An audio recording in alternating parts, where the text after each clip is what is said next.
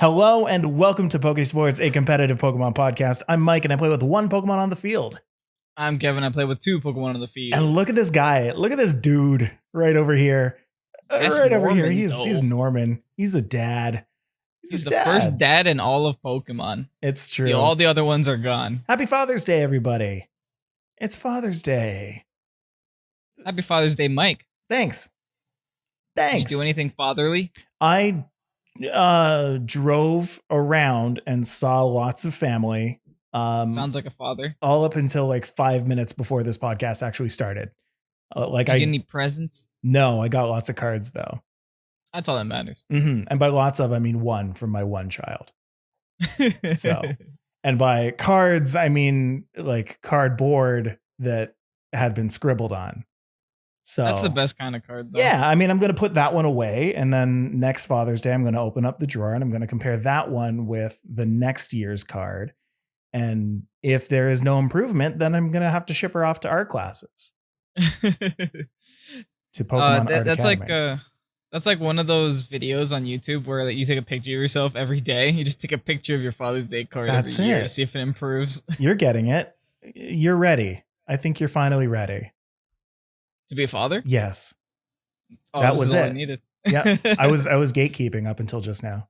If you are listening to this on Wednesday, June 24th, as it comes out on podcasts, it is National Parchment Day. And also National Praline Day. I didn't change it on my notes, but I had put down a picture for pralines. Have you ever had pralines? What?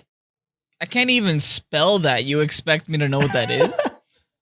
I have never had a praline before in my life. But from the image, it looks delicious. It looks like peanuts and chocolate. Yeah, it's like Reese's if you don't grind down the peanut. Oh yeah, yeah. It's like an inside out, like an open faced Reese's peanut butter cup. Sounds about right. Yeah, I mean, hey, if anybody in the chat's ever had a praline, let me know because that sounds delish. I'll spell it also. Praline. Give me another one. Praline. What? Yeah, man. Those letters don't go together. I didn't even have to look at my notes. Praline Pokemon coming soon. Yeah, dude. Welcome everybody to the first podcast in the Isle of Armor. It is a new day. It's a new life. It's a new podcast for all of us. Kevin, how was your Isle of Armor week? I gotta say, it was a little stressful. Okay. Because everyone in the Discord was just showing off the shiny new Isle of Armor toy saying, oh my god, this does this, and you can get this Pokemon here. And I'm just sitting there at work, waiting to go home. On Wednesday, yeah.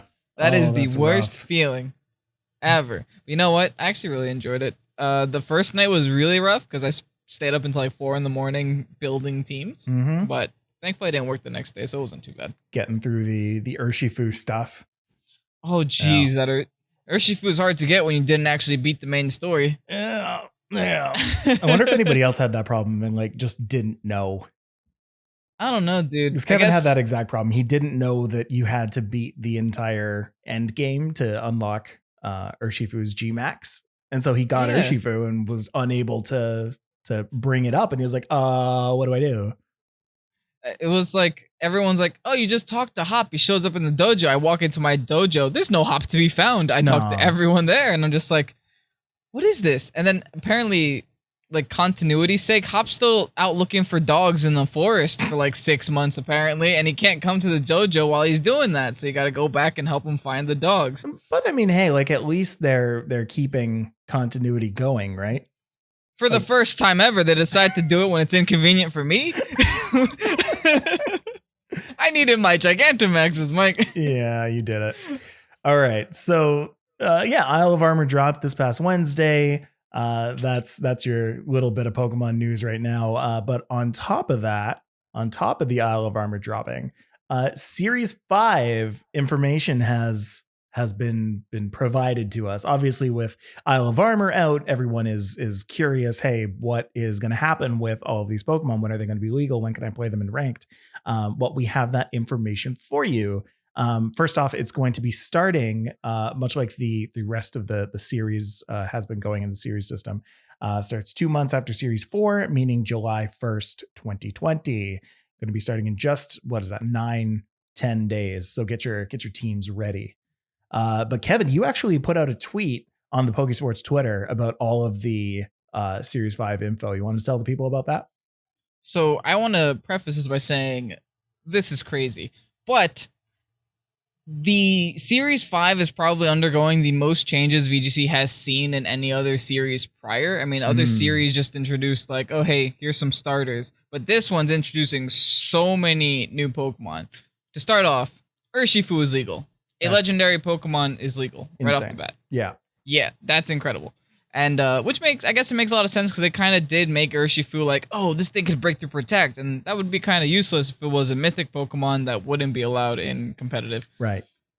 But on top of that, all of the Pokemon that are found in Isle of Armor are also legal, all fair game. And all their Alolan forms are also fair game because you're able to switch Alolan forms in the Isle of Armor, you know, depending on who you find in that particular spot or in that particular day. Mm-hmm.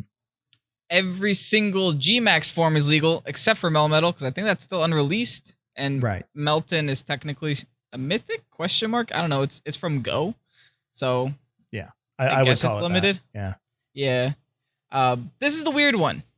The next one is the weird one. All Terrakion, Cobalion, and Virizion are all legal. Yeah. This is mind-boggling because you actually can't get them in-game unless you transfer from home.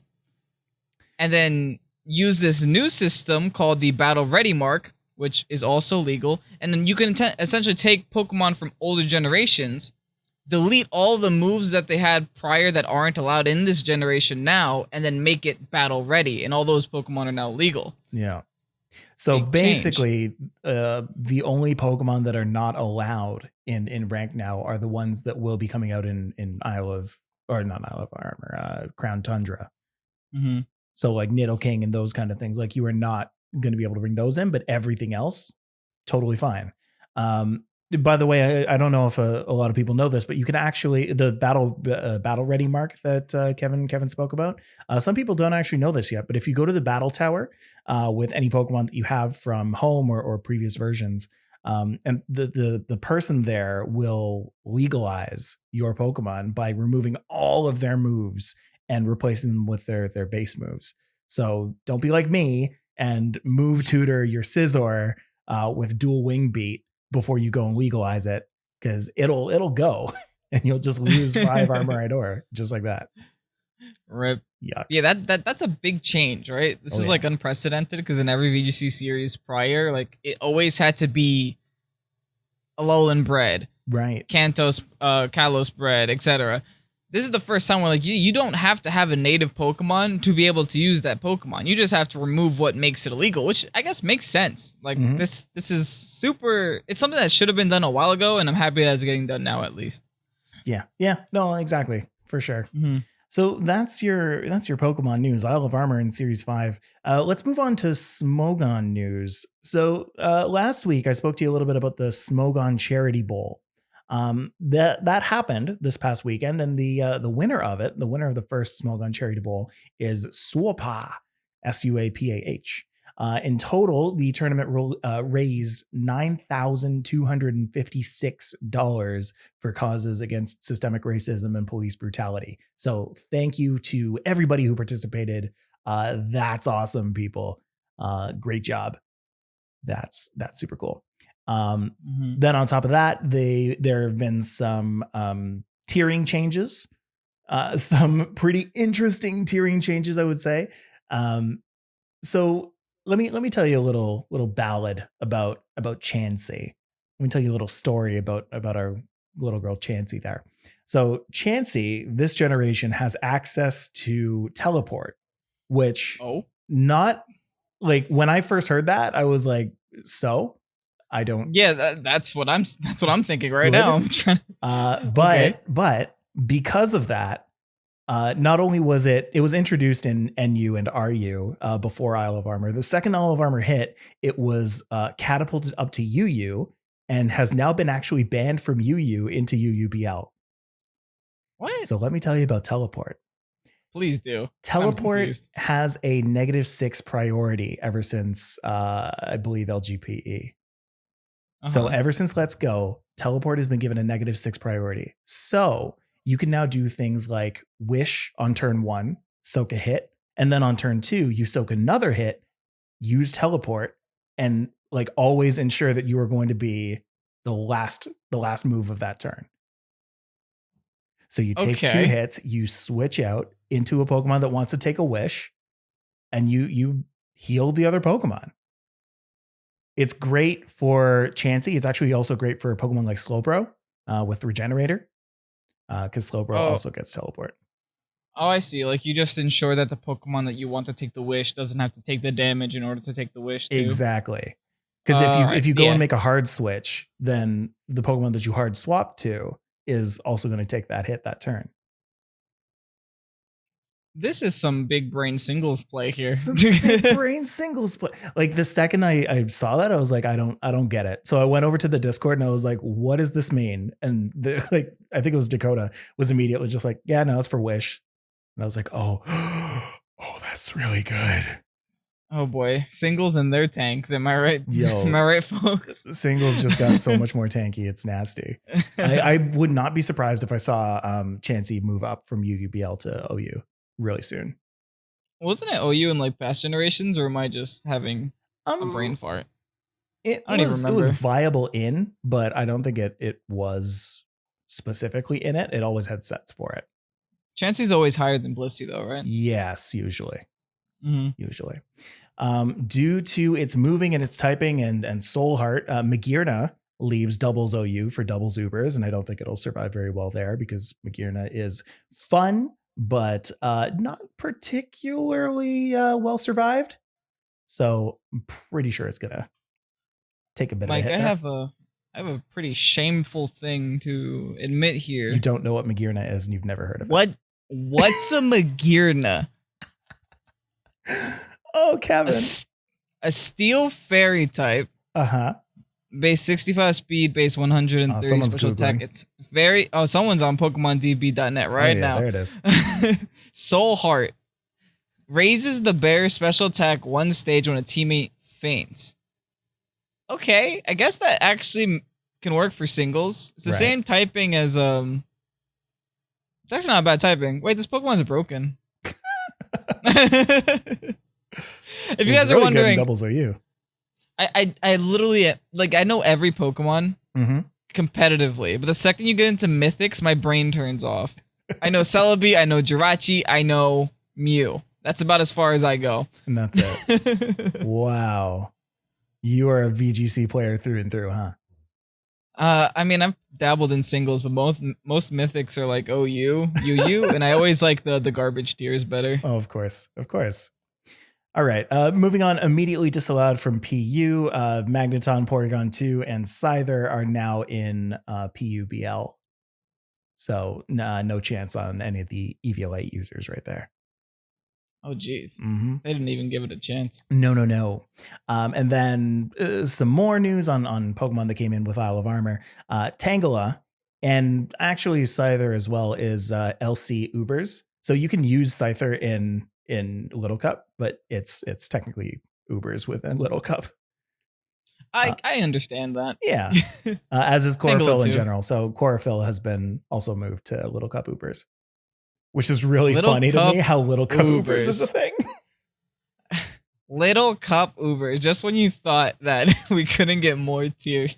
Yeah. When things are too good for baby Pokemon. I love it. Yeah. It's pretty nuts. I have no idea how they decided to do that, but it's funny that they like made a genre that's completely inclusive to all the Pokemon that kind of got left behind. The only thing that isn't really used all that much is the Pokemon in the middle of like 3 evolution Pokemon. So like Charmeleon, you're never going to see that in any kind of tier. Yeah, that's just NFE, right? Yeah, basically. And NFE is like just kind of a weird tier in general. Like for my VGC folks, real quick, Tangela is also another user of Rage Powder that no one remembers. Oh. Remember it. You never know. It might do something. Carry on. Little Cup. We got some Uber. esports news. Yeah, we Some got Players some, Cup we got some news. esports news. So the Players Cup confirmations were sent out this week. Yay! To remind you, the top 256 in NAEU and Latin America and the top 128 in Oceania were invited to this tournament for a total of just under 900 players invited. And among those is Pokésports' own Kevin. So yeah, look at you. Let me give you a little applause. I lost my headphone.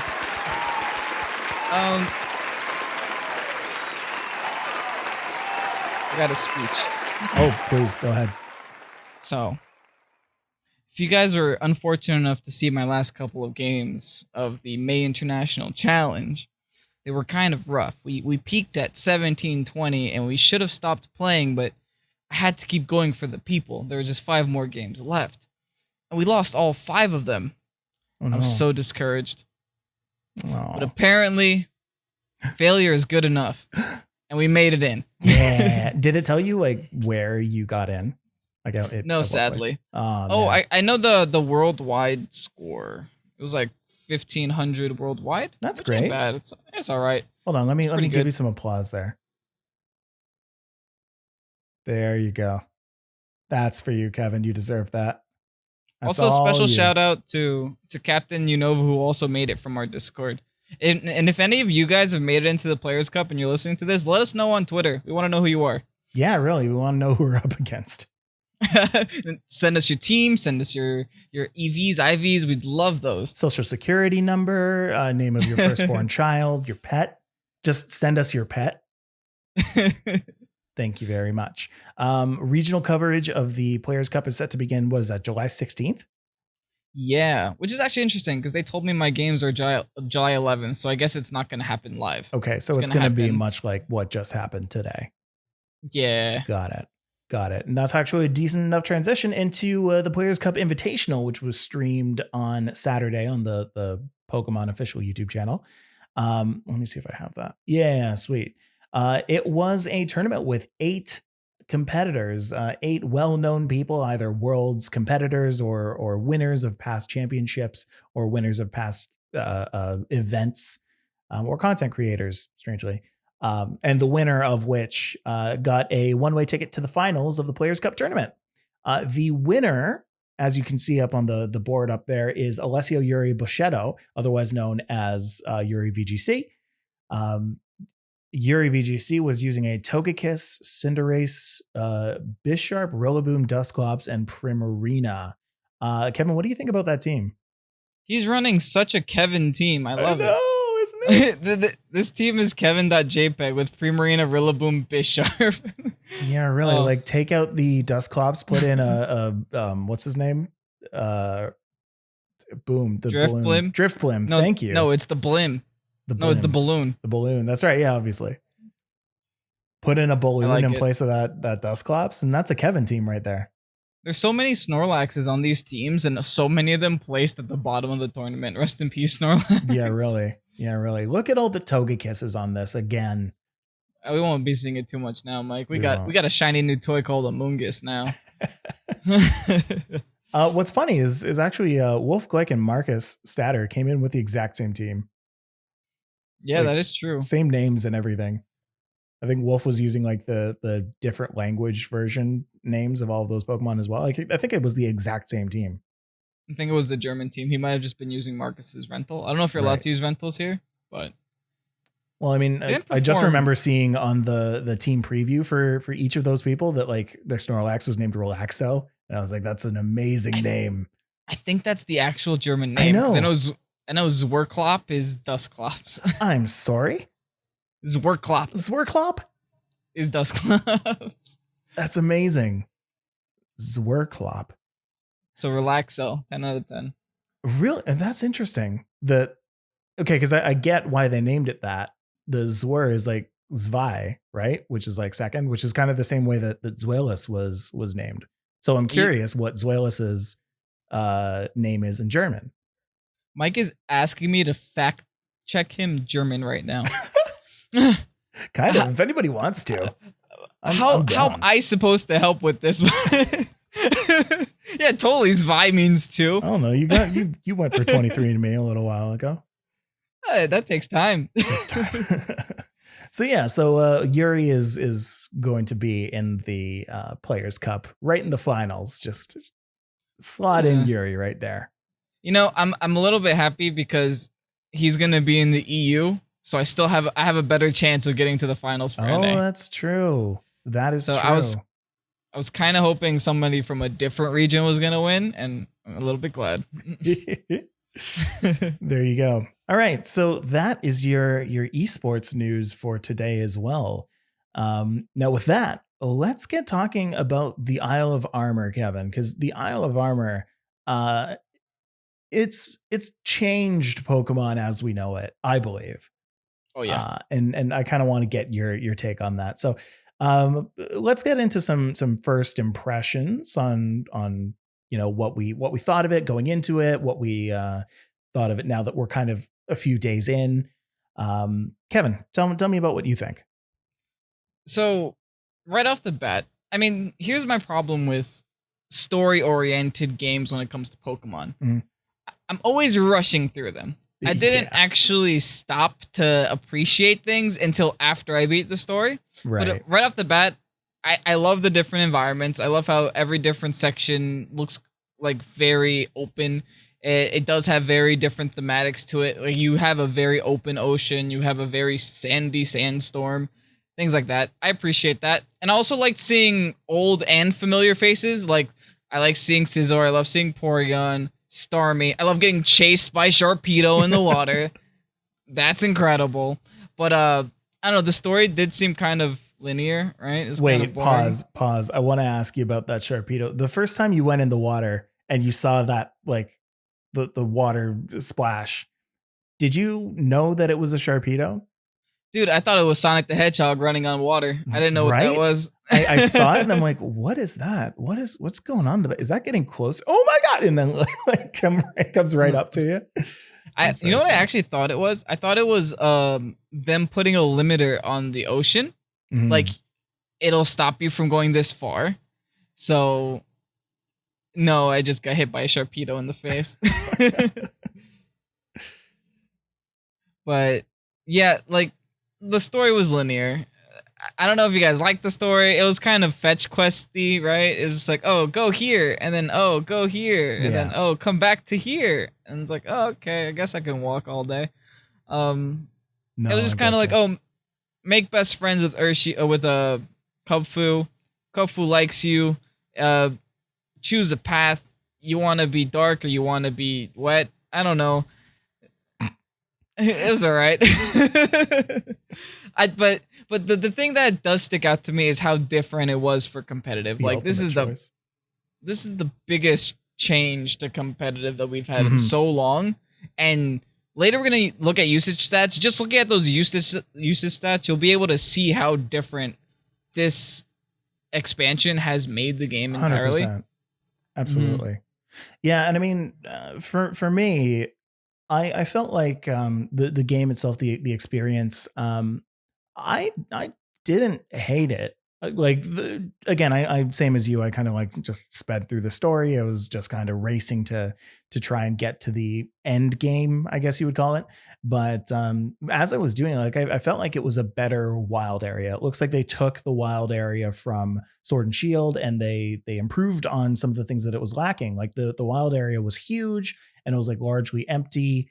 It looks like they took that same kind of idea, but they filled it with like more Pokemon and more items, and they just tossed TRs at you, as many as you could put into your dang pockets, and just those like secret items that they kind of peppered in all around it. It was really cool, actually, just like going around picking up stuff. It felt like it had worth to the competitive scene anyway.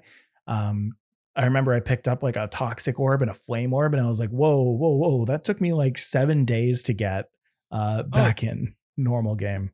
I think, I just found the flame orb in the dirt, right? Yeah. Just like in the sandstorm, in the dirt. And you're just like, oh. And it's a random item. Yeah, it's like, oh, I would have had to grind so much Elite Fours to get this stupid thing if I Mm-hmm. wanted it before. Mm-hmm. Uh, Mm-hmm. a lot of free mints too, and free EXP candies and a bunch of stuff just scattered all over the ground. I guess Yeah. people litter too much in the Isle of Armor, guys. Like, what is this? Right. You guys need to get some trash bins. People just throwing their items on the floor. Mm-hmm. Mm-hmm. I will say that I think the dojo upgrades was a interesting touch. I liked it, but at the same time, I thought it was kind of strange what some of the numbers did. Essentially, the once you're done the game, you have and this is major spoilers for the end of the game if you haven't made it there, by the way. So come back in like 30 seconds after I'm done. But basically, what it was is you're given the option to give in your watts that you've collected throughout the game and throughout max raids and that kind of stuff through the raid dens, and exchange them for different things. And now here's like the mega spoiler. So if you don't want to know what exactly those watts do, like mute me for like 15 seconds or skip ahead 15 seconds because I'm just going to say it really, really quick. Don't get more than 400,000 watts if you want to just be competitive, because everything after that is flavor. You get to battle Honey, you get to get her league card, you get to get a rare league card, you get to walk around on the beach with her for like 3,280,000 or something. But that's like 3.2 million watts. This girl's an expensive date. What the heck? Yeah. But for 400,000 watts, you get the vending machine that gives you half price vitamins, which are really, really good. Highly suggest if you're trying to team build. I might actually do it now. Yeah. I kind of ignored it. I got a vending machine. I was like, okay, I'm done here. Get 400,000 and just, you're done. Okay. That's all you need. I guess, I mean, that's a lot, but I guess at least you don't have to, pay 3 million for a date. Mm-hmm. Mm-hmm. Mm-hmm. I will say something though. Yeah. I'm a little bit disappointed with the move tutors. Oh, really? It's bittersweet. I like all the moves in it. I like how all of them really make terrain feel important. I really wish they would have brought back old ones. They were just all new. But I want my Tailwind. I want my knockoffs back. Like, Dusclops is too annoying. Please give me knockoff. And, Porygon 2 is just going to be just as annoying with Eviolite. So right, exactly. I really want that move back. Yeah, we got to get knockoff. At least. Yeah. I mean, so that's our first impressions there, but let's move on to, again, the meat and potatoes of this podcast today is going to be all of the new competitive things. So that's basically what we thought about the game. Let's move into the competitive. We've already talked about the new Pokemon that Isle of Armor has many times. There are a couple new ones, but I would highly suggest just go and look up what those Pokemon are at this point, because most of what we talked about are basically the Pokemon that are being seen a lot these days. We'll be talking about the might good be ones. surprised. Yeah, exactly. One of which that I didn't mention is Alakazam. Take a look at Alakazam. Not bad. Not bad at all. So strong. Mm-hmm. So first off, we get a new team preview. Look at this handsome fellow right over here. Team preview finally shows the other team on the same page as your team. I love it. I've needed this. That's actually a very good touch. I'm going to have to change my webcam size, but that's fine. I said the same thing. I was looking at my videos and I'm like, oh man, I'm covering up that top Pokemon, but where else are you going to put it? Little bit. We could put it there. We just got to be a little bit smaller. We'll be fine. Yeah. Or like for the team preview, put your camera like somewhere. Anyway, that's inside baseball. So anyway, finally, there were no new competitive items this go around, I believe. Is that right? I don't believe so. I think the only new items were like Galarica twigs and Armorite ores. I mean, Armorite ore, I guess you kind of need for competitive, but it's not like you wouldn't stick it on a competitive team. Yeah. All right. But then what was really the new thing on top of the new Pokemon were the new moves that we got. So I believe we got, what is that? 5, 9, 18 new moves. Look at that. 18 new moves for this game. And let me just be the first to say, I wish I had like a bell or a buzzer or something, or an air horn. Let the terrain wars begin, folks. Oh, Let the terrain wars begin. it's like they introduced terrain when like Gen 6, and Mm-hmm. every gen after that they've just been trying to make it really relevant. Gen 7 they released the top boost, which set it automatically, and now Gen 8 they're releasing like 18 new moves that, half of them have something to do with terrain. Some of them delete terrain, some of them boost your move times 2 in terrain. Like, it's exciting. I Yeah. like it. I like the terrain wars. Now I know that a lot of people are talking about expanding force. Uh, Great move, but what I want to do is kind of break down some of the really important ones on this list here, because there are a lot actually that can be quite devastating and quite useful. You just need to kind of know how to use them.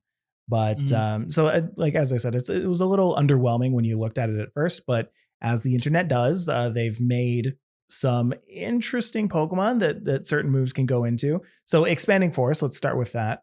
Um, the first thing that I said when I looked at expanding force was like, oh, that's Indeedee. That's an Indeedee move. Does Indeedee get that? Mhm. Yes, it does. Okay, well, that's an Indeedee move. Essentially what it does is if you are in psychic terrain, then your expanding force turns from a, what is that, 70 power move to a 140 power move, or is that to 80 to 160? Oh, Kevin, I need you to Either fact way, check for me that on that. sounds disgust. Either way, that sounds disgusting. Yeah, either way, it does crazy damage. So once that's on, not only does it double the power, but it also becomes a spread move. It's So you're hitting 80. both. It's 80 to 160. Are you kidding me? Yeah. Oh my good lord. So what a lot of people are doing right now is they're either putting Indeedee with like Hatterene, and it kind of looks like they're about to set up a follow me trick room, so people do some like funky things to try and get that knock to happen. But then the Indeedee and the Hatterene both use their expanding force, and then your entire front line is gone. That's basically how they're playing that right now. For me, I've been playing a imprisoned trick room in DD with expanding force. So I've been imprisoning not only the trick room but expanding force. And it's so funny how many times I have been able to imprison uh, both of the opponent's attacks on that one turn. It's And nuts. make them. And there was even some instances where Mike was making them go for struggle in some of his games right off the bat because they showed the identical move set to him. Yes. Oh, it's a thing of beauty. But also it's good to note that Alakazam does also get expanding force. So It's the highest damage output on crazy, expanding force. Yeah, crazy. I'm able to Oko Dynamax with that thing, and it's kind of disgusting. And it hits Yeah. both Pokemon. Did we mention that it hits both sides of the both In opponents? psychic terrain, yeah. But I mean, Yeah, yeah, yeah. one pretty easy way that people can combat that is to have a Rillaboom in the back, and just swap out the Rillaboom. It turns from a spread move to a single move. It cuts the power in half. You're just doing like a dampened psychic. Mm-hmm. Hence the terrain wars. Yeah, exactly. Every team needs a terrain now. Yeah, exactly. Speaking of Rillaboom, Grassy Glide is another pretty interesting one. It's a move that gets priority when it's in grassy terrain. And everybody kind of assumed that that was going to be a Rillaboom move because Rillaboom obviously has Grassy Surge and it just kind of sets it up and gets to go to town. But think about this one. This is something that I believe Dakota told me about yesterday. Delmise gets Grassy Glide. So Well then. finally, we have a move on Delmise that can actually hit, because Delmise is slow AF, you know? Yeah, that is nice actually. The thing is, you just need to have a Rillaboom next to it or some way of having grassy terrain on Mm-hmm. the field. Mm-hmm. That's the other thing with grassy glide is that countered by just changing terrain. Exactly. Most of these moves are countered by changing terrain. However, Delmise is now the Pokemon that is like meant for changing terrain, because Delmise wins the award for most character development as it also grabs Steel Roller, Oh which jeez. takes out terrain as a 130 power steel move. So it also gets stab. Uh, Wait. Yeah. Steel Roller takes What? out terrain. It fails if terrain isn't there, but it takes it out.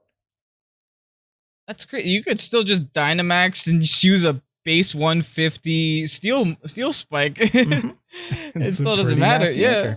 anchor. Not only that, but it does get Poltergeist, which deals Oh 110 boy. if the opponent has an item. Ghost move. Which every opponent does have. Mhm. So all three of those are stab on Delmise. Maybe with I Steel gotta Arc take a there. look at Delmise, guys. Honestly, it's not bad. Ah, So those are three moves on paper. there. Dual Wing Beat is great for Scizor. I think everybody looked at Dual Wing Beat, myself included, and was like, "Oh, that's a Scizor move." Without Mhm. stab, that is a 120 power flying move after Technician. So it's a 40 Oh, power attack. jeez. It hits twice, but with Technician, anything that's below 60 gets its power upped by 50%. So Dual Wing Beat, which is 2 hits of a 40 power flying move, goes from 40 to 60, and then add another 60 onto that. Both of those have the chance to crit. It's 120 power right there. Before that, you can only use like what, acrobatics?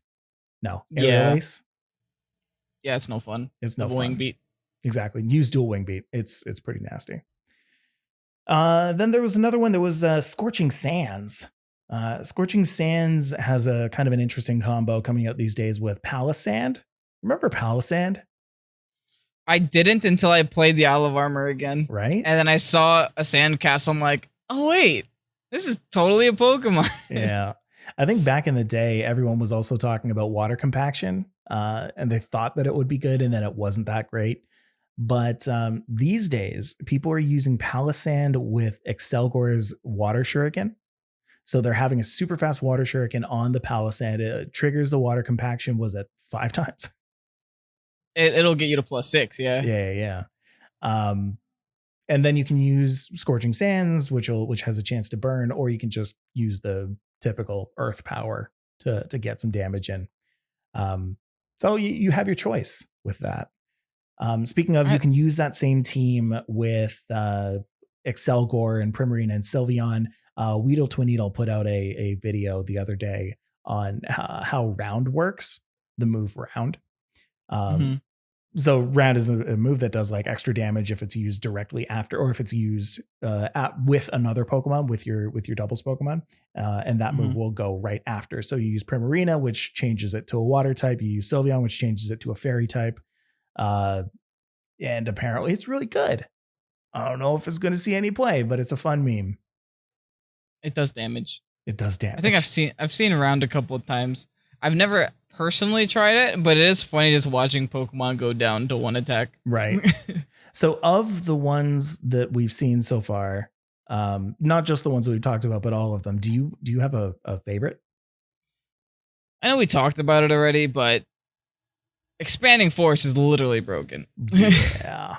It's the fact that you're able to do so much damage with 2 non-Dynamax Pokemon changes the game so much, because this allows me, I mean, if I'm going to take this back to my Indeedee Drifblim team, I would have to Dynamax my Indeedee in order to do damage with Max Mindstorm. By having Expanding Force, I could just stick a Choice Scarf on this thing, not commit to Dynamax, still be doing the exact same amount of damage as I would a Dynamax, and then I can have a Pokemon in the back to be that Dynamax late game sweeper, rather than using the Dynamax as like an early game opportunist. Because usually people just first turn Dynamax, Oko a Pokemon. Instead, you're just being Indeedee, first turn Oko a Pokemon, and then Dynamax something else. So that's just so oppressive. Yeah, it's a nutso move. I'm curious if that's actually going to continue to see play, or if it's like just kind of flavor of now. But I don't know, with the amount that Indeedee has already been used, I think it's going to be around for a little bit. Yeah, I guess an honorable mention for me would definitely be Flip Turn, though. I think I haven't personally tried it, but I think on paper it sounds good. I want to try it with a Barraskewda, because you'll be able to get a in the rain Choice Banded Flip Turn with Swift Swim, which will get empowered by the rain and all that fun stuff. Barraskewda hits really hard, and then if that opponent switches in, say, a Torkoal to remove the rain, you're also able to pivot back into a hard switch on the Politoed. Oh Like, yeah, it's just a bunch of stuff. it's a bunch of garbage right there. It's Yeah. very very fun. For me, I think my favorite has got to be triple axle. Triple axle is hilarious. It's a 3 kick ice type move that does 20 more base power each hit. So it starts off as a 20 power move, and then it hits again, becomes a 40 power move. It hits again, becomes a 60 power move. Each of those have a 90% accuracy, so that's kind of scary. But if you think about the ways that it can be used, not that bad at all. Hitmontop gets it. Hitmontop has Technician. Fun thing about Hitmontop is that turns that into a 180 base power ice type move. So you are now able to have the first hit with 30 base power, the second hit with 60 base power, the third hit with 90 base power for a total of 180. I tried it this week with Tofu, our new mod, actually, because we're making a team together, and I couldn't really make it work. So instead, we put it on Serena. So we put it on Serena. We slapped on a wide lens, and it's been putting in some crazy good work. It's got the same power as a stab close combat, which is pretty nuts on a grass type. The only downside is it's 90% accuracy, so hence the wide lens. But I don't know, man. Like triple axle is my favorite move right now. I mean, you've sold me, dude. It's essentially surging strikes, but Mm, minus the crits and an ice type. that's That's true. interesting. I I'm like that. I'm excited to see, because I haven't really looked up what other Pokemon get triple axle, but I'm excited to see what other Pokemon get it and see if I can kind of mess around with anybody else. Uh, Hmm. yeah. So I mean, we'll see. So those are Fingers the new crossed. moves. Look at those new moves. So many of them, 18, like 90% of them deal with terrain in some way. So now we can finally say that we have terrain flushed out. We can don't have to add more moves. Please don't add more moves, Nintendo, please. I beg you. I can't handle it. I can barely handle this. I could barely handle weather, and then you added terrain. How dare you? Super terrain. I'm mad. Terrain that can't be changed. Yeah. They gave us sun that can't be changed, so they're gonna give us terrain that can't be changed soon. And then before that, some other new teams that were brought out. Rain teams are back. If you look at the one that I just posted up here, that's actually from a video that I put out, I want to say last Wednesday, on rain teams with a Politoed and a Kingdra and a Scizor, with those being the 3 new Pokemon. They're pretty nuts. A lot of people are still suspect testing Kingdra and a lot of their moves. The moves that I have on this Kingdra are actually outdated. I would put a Hurricane on there because Hurricane is absolutely crazy on Kingdra. Now you can get a max airstream off. What I'm going to do, actually, I'm going to revamp this team. I'm going to make another video with Rain Team 2.0 this week. So, hey, Trick Room hasn't really gone anywhere. There's lots of expanding force being used. Amoonguss has made its way into the VGC meta with 24% usage on Picolytics. Barf, Just barf, barf. Barf, I love it. barf, exactly. By the way, big shout out again to Picolytics for putting Isle of Armor VGC preview stats from Showdown.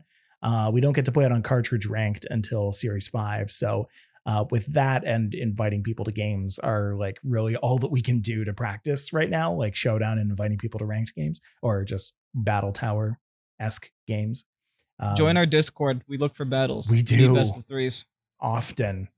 It's been nice actually asking for best of threes rather than just doing all the best of ones online. Yeah. Don't get me wrong, best of ones are super easy to just like pump out content, but just having just best of threes, I'd like better because I'm able to actually improve myself in the middle of a game instead of just being like, okay, hope we do better next game. And it's like something completely different. I mean, that's just how the game's supposed to work, right? Like that's how all of the battles are supposed to work. They're just best of threes. Oh man.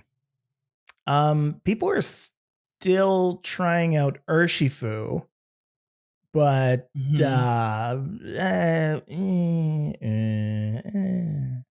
we're going to talk about Urshifu a little bit more when we come back from the break, because that's a little bit of a time. We'll see you in a sec.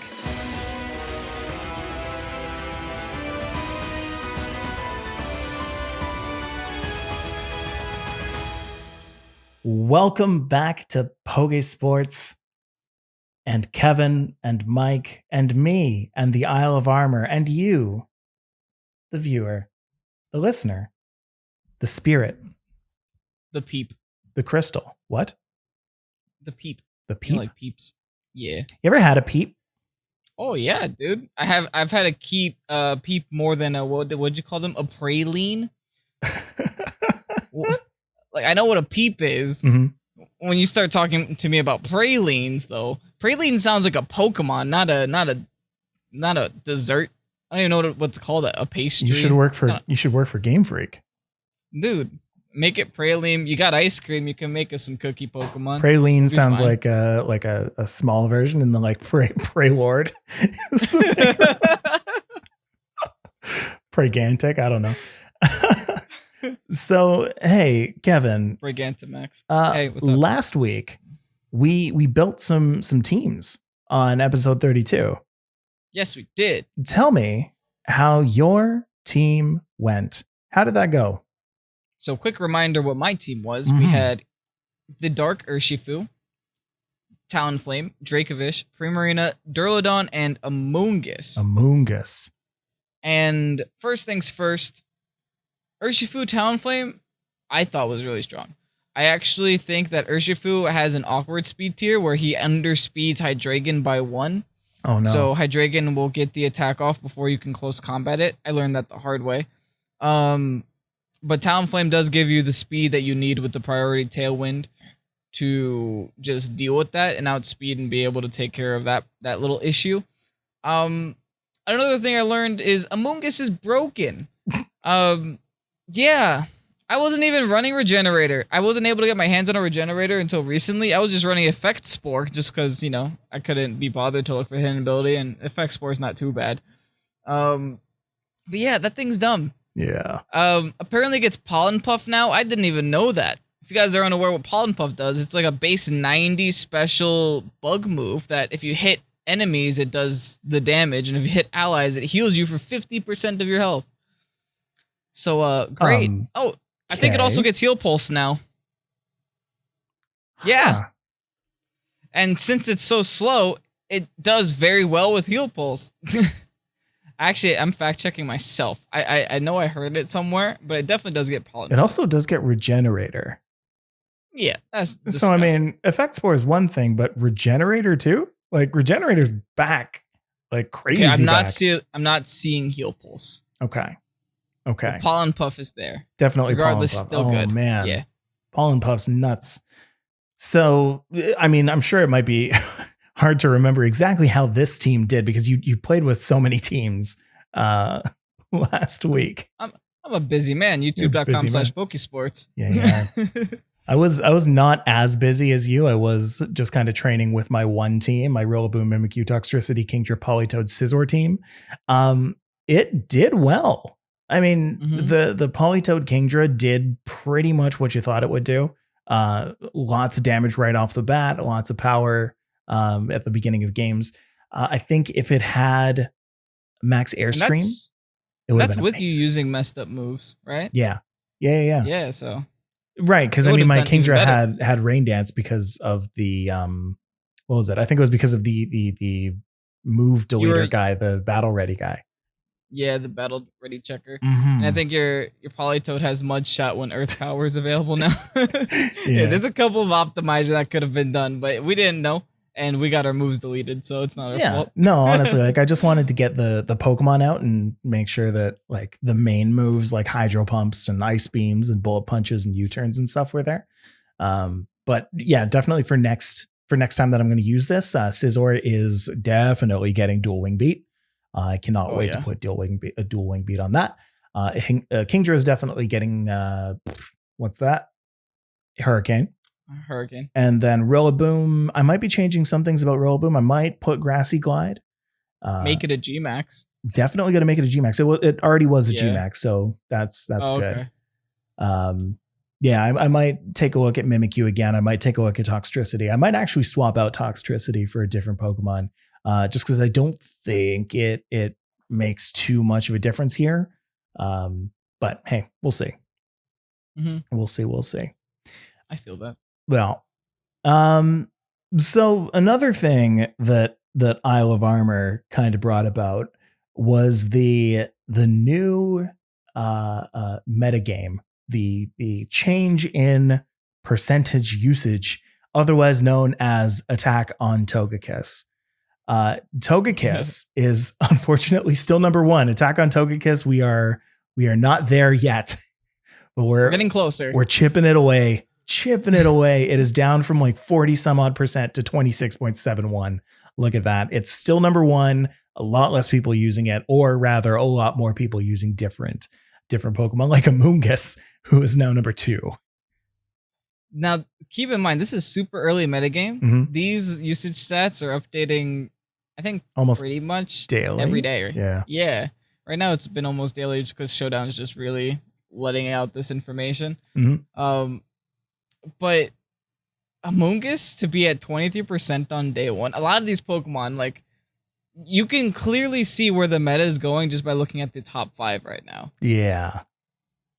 Amoonguss being number 2 at 23.89%. I think each of these Pokemon is indicative of like a different team almost. Rillaboom kind of has a place on a few of these teams, which is pretty much the reason why it is where it is. And same with Togekiss. Togekiss belongs on whatever team you want to slap it on. But yeah, with Amoonguss, it's like very firmly in one team, being used with Rillaboom, being used with Togekiss, being used with a couple other Pokemon. Same thing with Indeedee. Indeedee expanding force is just disgusting. Moving on, Politoed is at 18.98%. Hello, Rain. Fancy meeting you here. What's up, Rain? People missed Rain. People missed Politoed. Jeez. People hated Pelipper. It's a combination, all of them. What's very interesting for me with this usage stat is that, like, remember when Libero Cinderace was the fancy new toy? Everyone had that on their team, and then Rillaboom was kind of like chugging behind at like number 10, number 14 spot. The second they released all of these new terrains and the terrain war begun, Rillaboom, boom, number 3.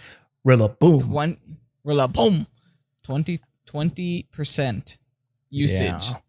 The second this Isle of Armor drops. Rillablam. That's what I'd like to see. Yeah.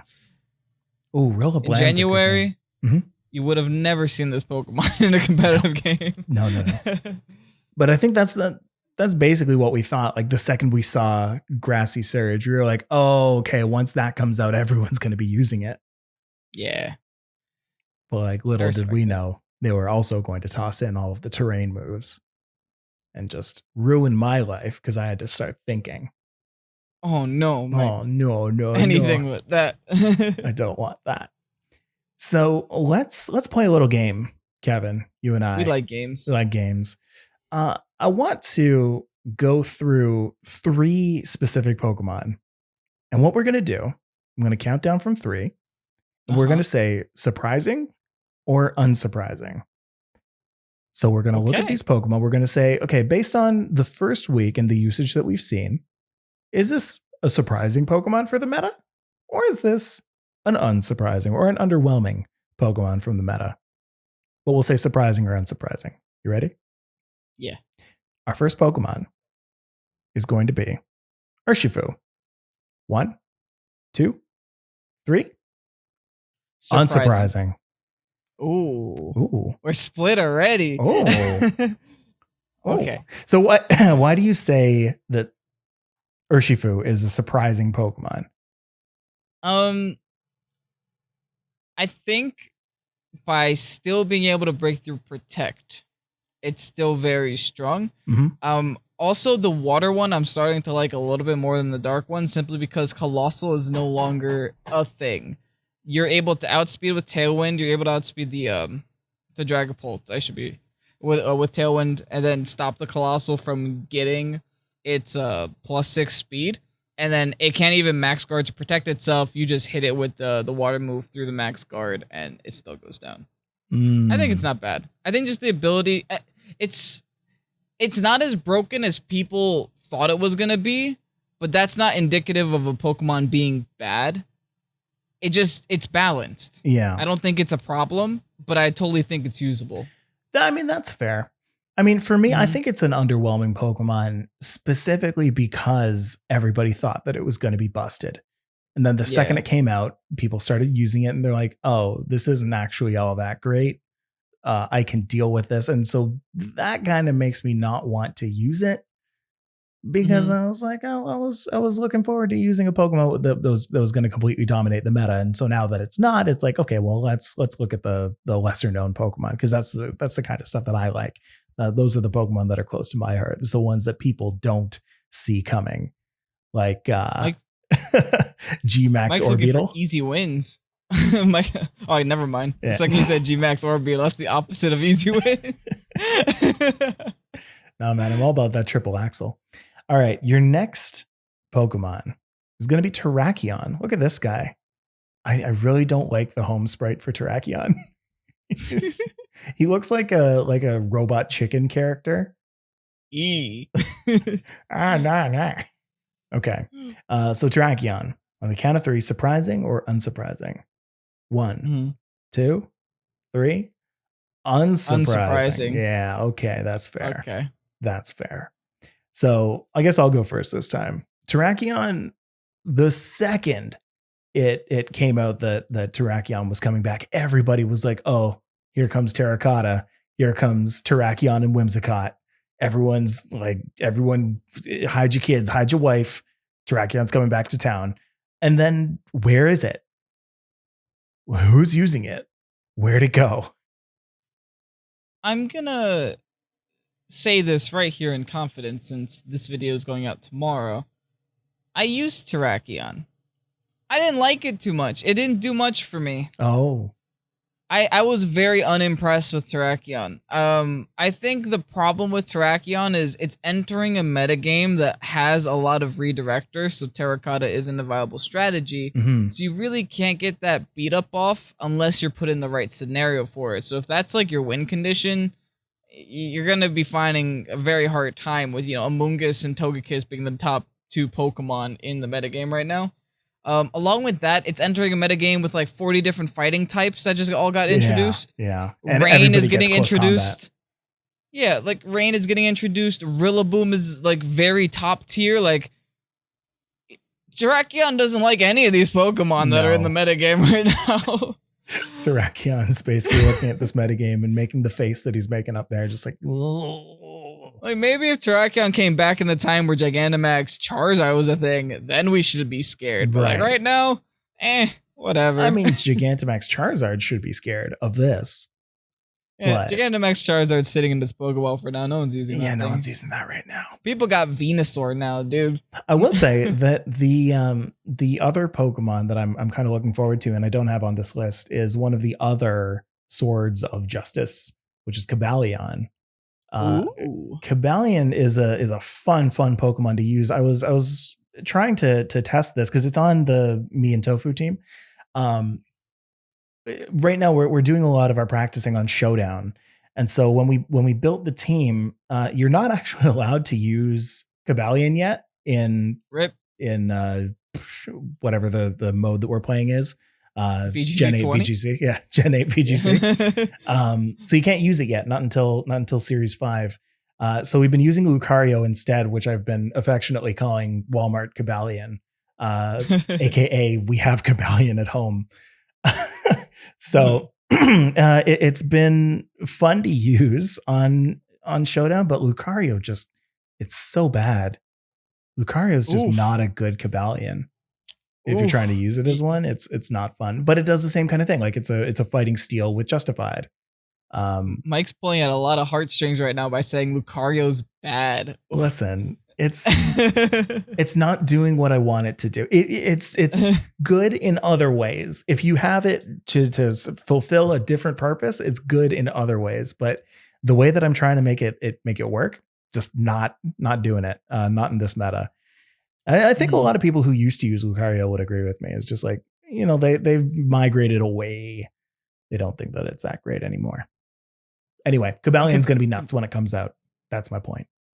Mhm. Our last I agree. Pokemon is going to be this little guy right over here, a little fire sticks himself, Alolan Marowak. Are you ready? 1, 2, 3. Surprising. Surprising. Okay, Okay, good. All we right, agree. Yeah, good. I So think it's good. yeah. So right now, Alolan Marowak actually sits, I want to say, on the top like 15.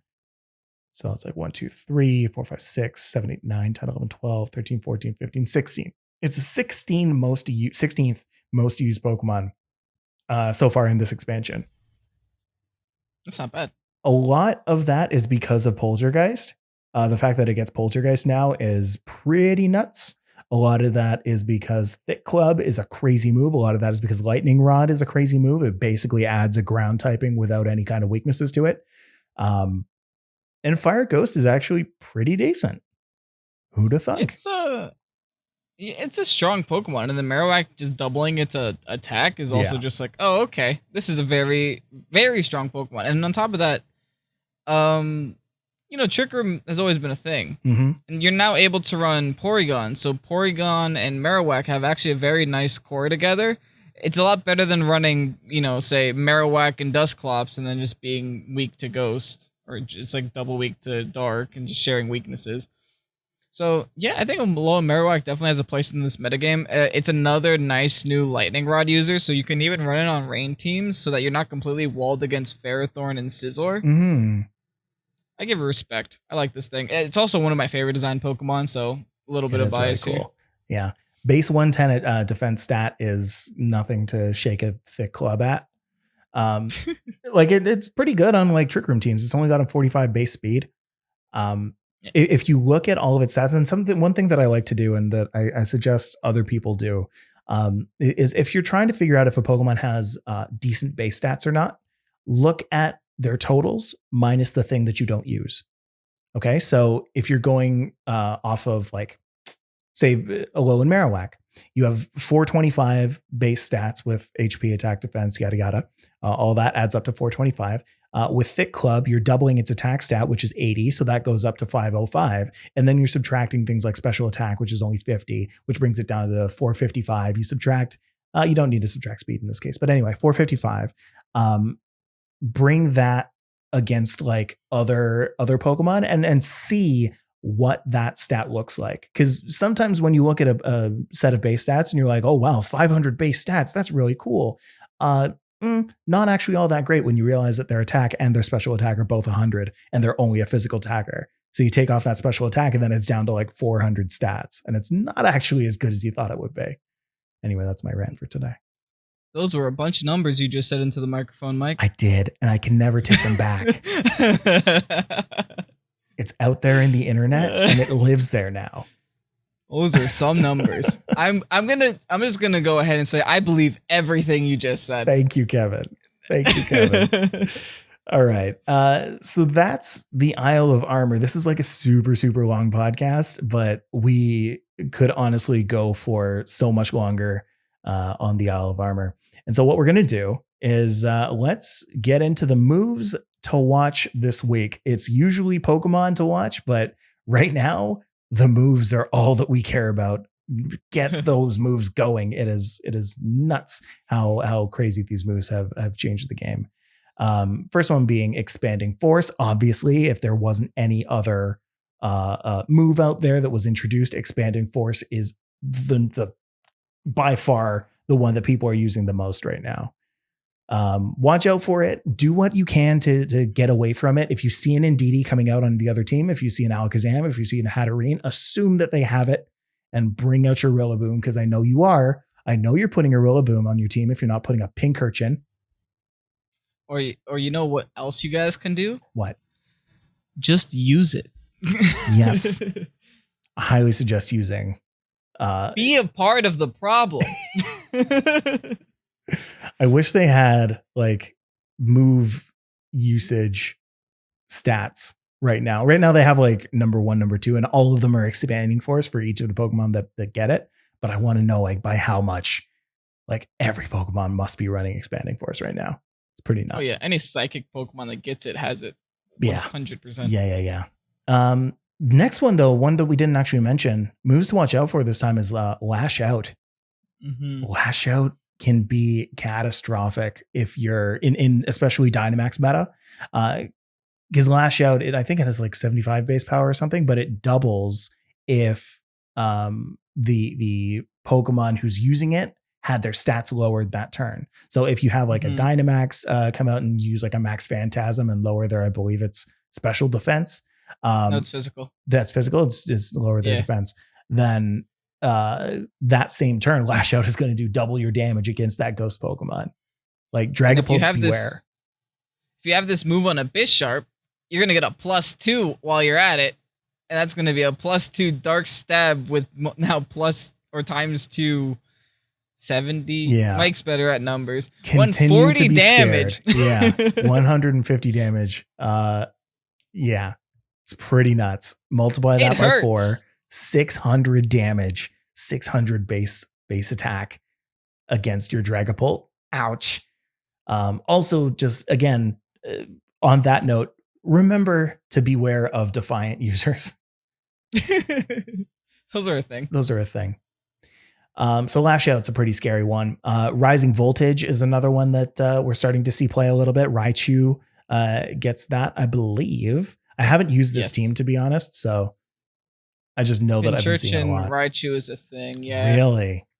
Because Raichu also gets the Surge Surfer, or whatever it's called, gets the ×2 speed, and then also does Rising Voltage in the electric terrain, which doubles the damage. Ugh. Yeah, I know. That's a 140.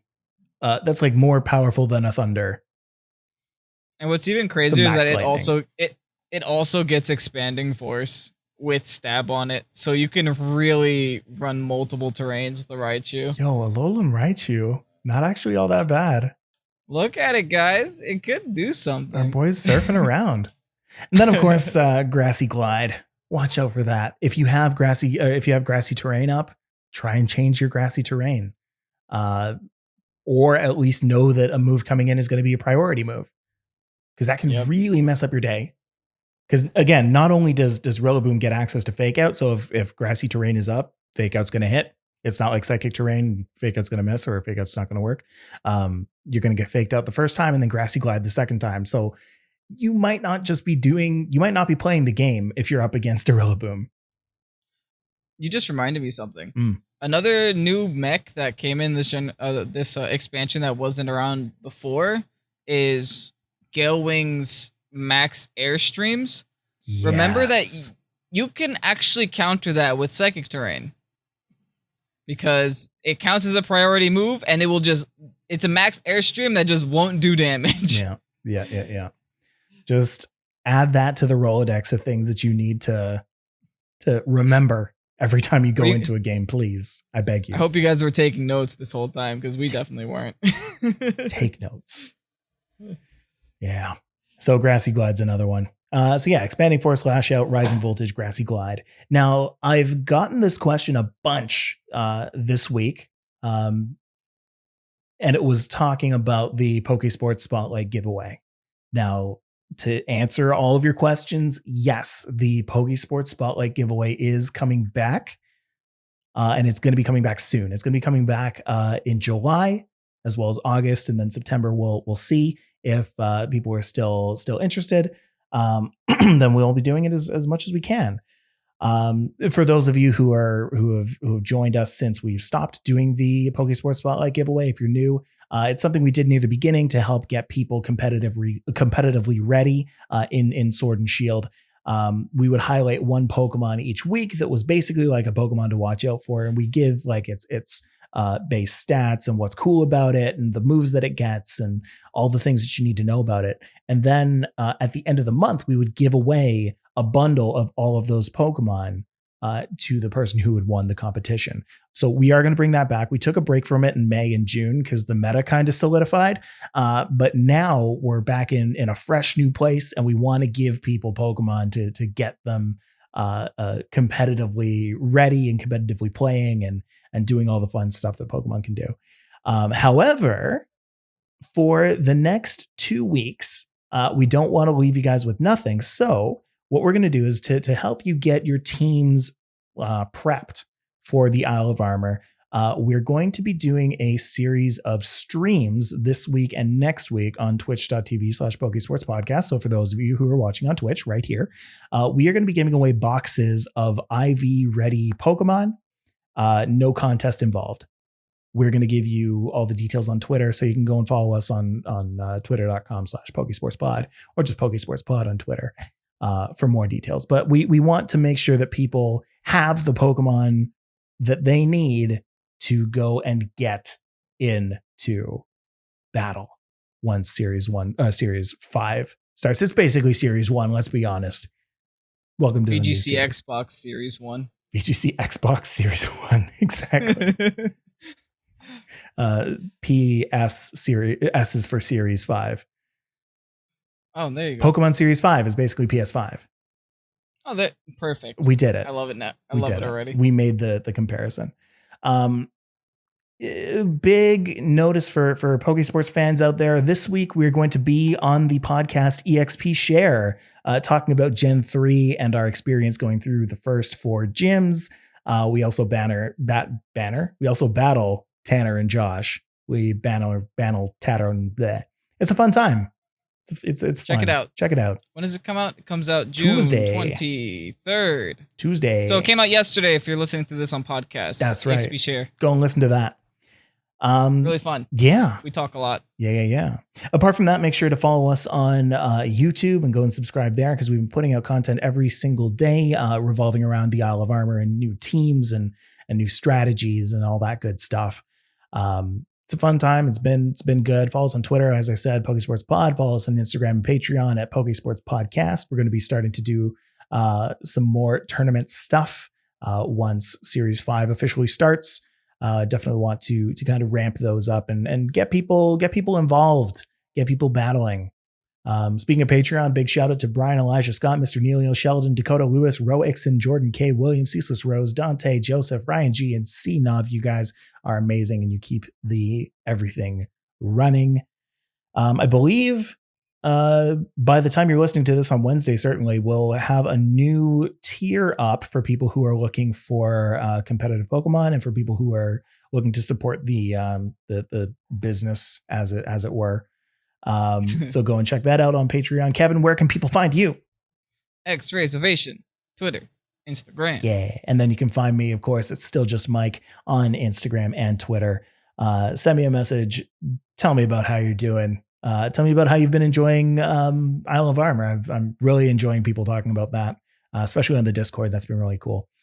I want to give one more shout out because I realize that I never ever do this, but I want to give a big shout out to M Dash for the use of our intro and outro music that we use at the beginning and end of all of our podcasts, as well as the standby music that we use on Twitch. That's all provided by youtube.com/M dash, formerly known as Electric Mudkip. Anyway, guys, go and play yourselves some Isle of Armor. Go and challenge us on the Discord. We're always willing to battle. And Kevin, you got anything else to say?